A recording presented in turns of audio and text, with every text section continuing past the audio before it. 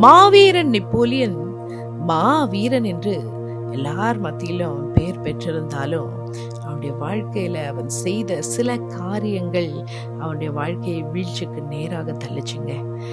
அவன் எப்பொழுதுமே சாப்பிட்டுட்டு 2 மணி நேரம் என்ன நடந்தாலும் அவன் அந்த 2 மணி நேரம் அவன் தூங்கியே ஆகணும்.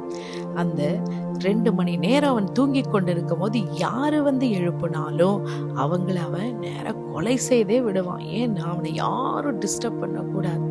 அப்படிதான் அவனுடைய வாழ்க்கை போய்கொண்டிருந்தது. ஒரு நாள் திடீரென்று யுத்தம் வந்துச்சு. அவன் தூங்கி கொண்டிருந்தான். அவனை போய் எழுப்புறதுக்கு பயந்தாங்க. அவனோட கூட இருந்தவங்க, ஐயோ நான் எழுப்புனா கொன்றுவானேன்னு சொல்லி பயந்து போய் இருந்த வேளையில எதிரிகள் வந்தாங்க. அவனை பிடிச்சாங்க, அவனை சிறைப்படுத்தினாங்க. அவன் சிறையிலேயே அவனை வாழ்நாளை கழித்து கொண்டிருந்தான். அவன் ராஜா கூட வேலை செய்கிற ஒருவன் அவனுக்கு சிறைச்சாலை ரொம்ப போர் அடிக்குமேன்னு சொல்லி ஒரு செஸ் போர்டை உள்ள கொடுத்து அனுப்புனான்.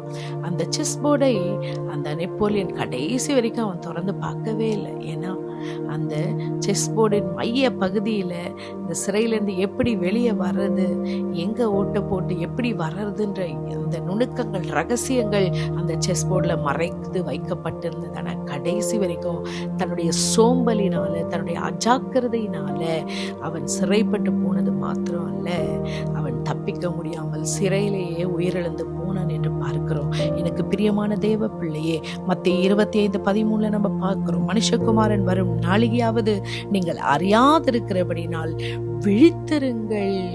நம்ம சில வேளைகளில் கவனக்குறைவாக, நம்ம ஜாக்கிரதையாக, விழிப்பாக இல்லாததுனால அநேக காரியங்களை நம்ம வாழ்க்கையில நம்ம இழந்து போகிறோம். ஆசீர்வாதங்களை இழந்து போகிறோம். கர்த்தருக்குரிய காரியங்களை நாம் இழந்து போகிறோம்.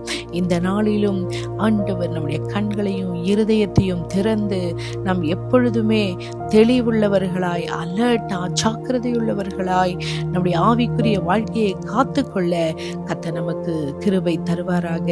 God bless you.